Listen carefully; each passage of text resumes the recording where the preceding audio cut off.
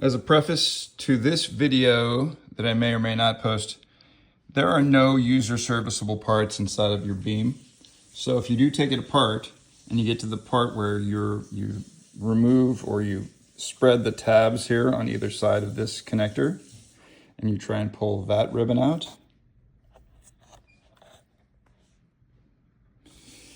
what happened to me was that the whole thing cracked. The plastic part cracked as I was trying to push it out. And it detached from the ribbon itself, which is here. So this is just raw ribbon. That's supposed to be on it. And it's supposed to connect into here again when you're done.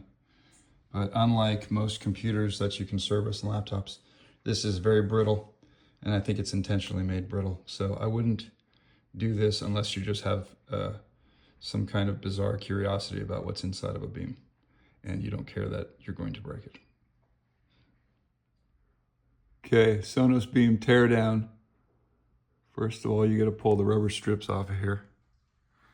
And then it exposes the plastic liner that's underneath that hides or sits on top of the screws. So you have to pry from the end. That's the easiest way. Pry from either end. Get a little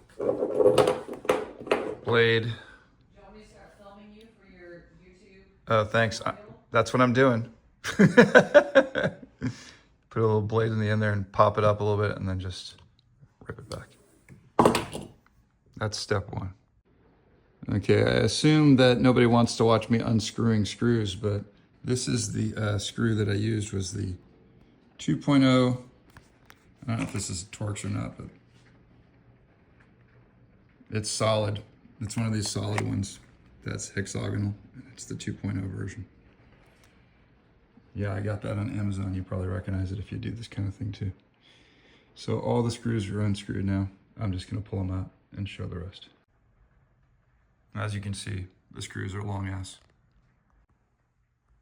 We'll see if I'm right, but I believe you have to pry the whole thing off starting somewhere here because that looks like it loosened up once I took the screws out. So that's the next step. And as you can see, there is a ribbon there on the top, so you probably don't want to pull it out, just yank it out.